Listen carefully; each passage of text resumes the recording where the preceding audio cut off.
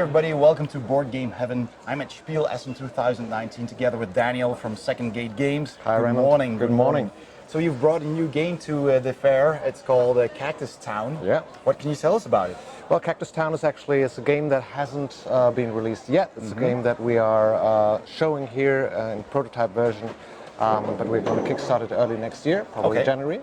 Cool. It's a tactical game. It's a filler, but it's an advanced filler, so there's a lot of thinking involved, a lot of nice chasing around each other in this Wild West environment. So what we're doing here, we represent a sheriff with his deputies, and on the other hand, a gang of bandits who are plundering town.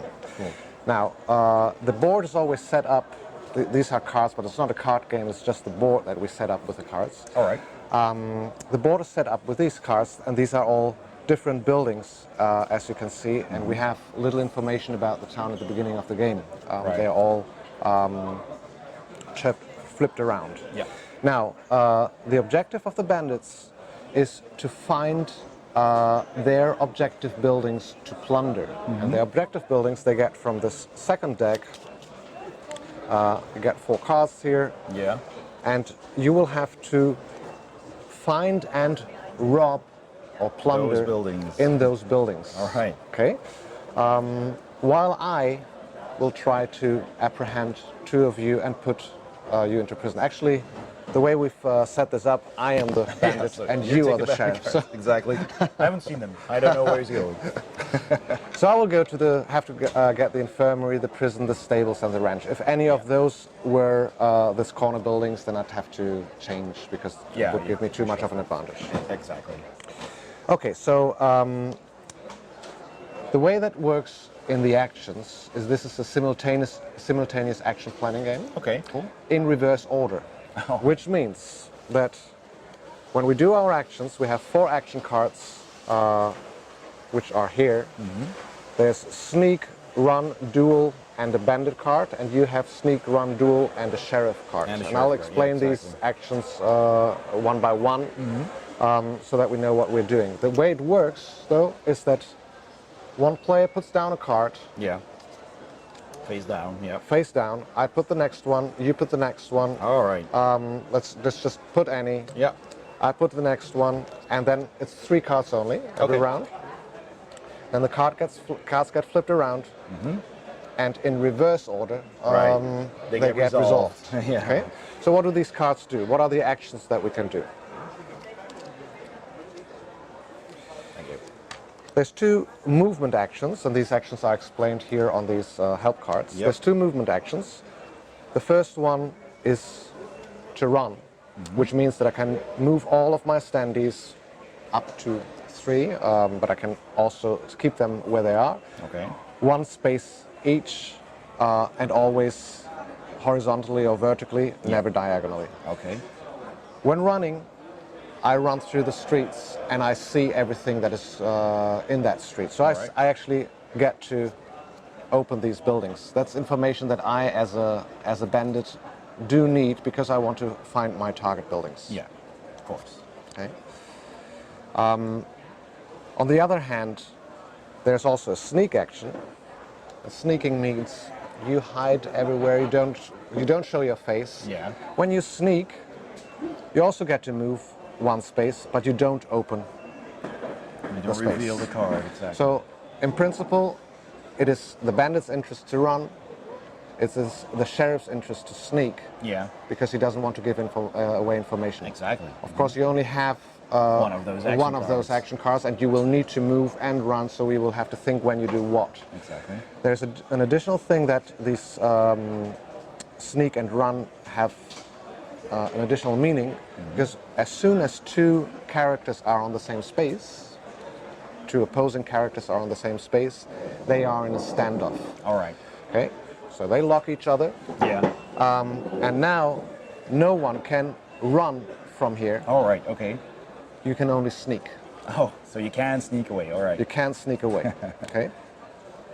Then the next action is that both of us have is a duel. Duel, yeah. Okay. That's when you are in the same space, and obviously, if you need to put me into prison, you will need to duel me.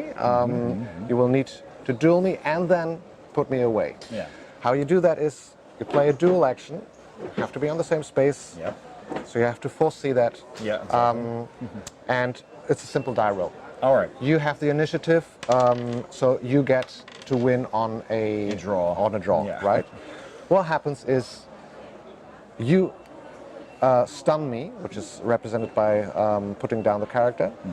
If you win, and if I win, I push you away. All right. Up to 3 spaces in any directions, right?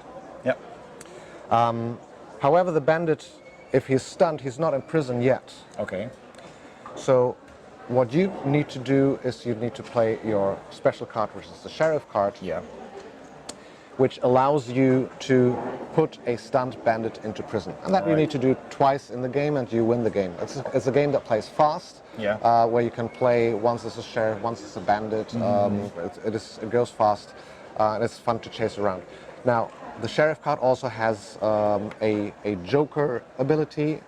If you cannot put anyone into prison, you can use it to sneak or run with one of your standees, not with all of them. Or to duel as well. All right. Now the bandit also has a special card, and this also does several things. One, very importantly, is you can recover stunned bandits. Now if you plan ahead and if you know when you're likely to duel, even if you lose, you might have a bandit in your planning, so that you can actually stand up before the sheriff puts you into prison. But the bandit card is also the card that you use that once you are in target building, and I'll look whether any of my buildings is here. No, it isn't. Not yet. But let's assume that I was here and I have the station here, and I simply turn it around and I say, yeah, I'm here. So I get a plunder token. So All right. Of course, that would be with with one a of bandit. yours. Yeah. Then I get a plunder token, and I have achieved part of my first objective. Because what I also need to do once I plunder, I need to escape from town. Right. To escape from town, I simply have to get to any of the corner buildings and then play a run action to get out. Right. Sounds easy? Yeah. It isn't all that easy because you tend to have deputies around you and they can lock you down. So you cannot play the run action.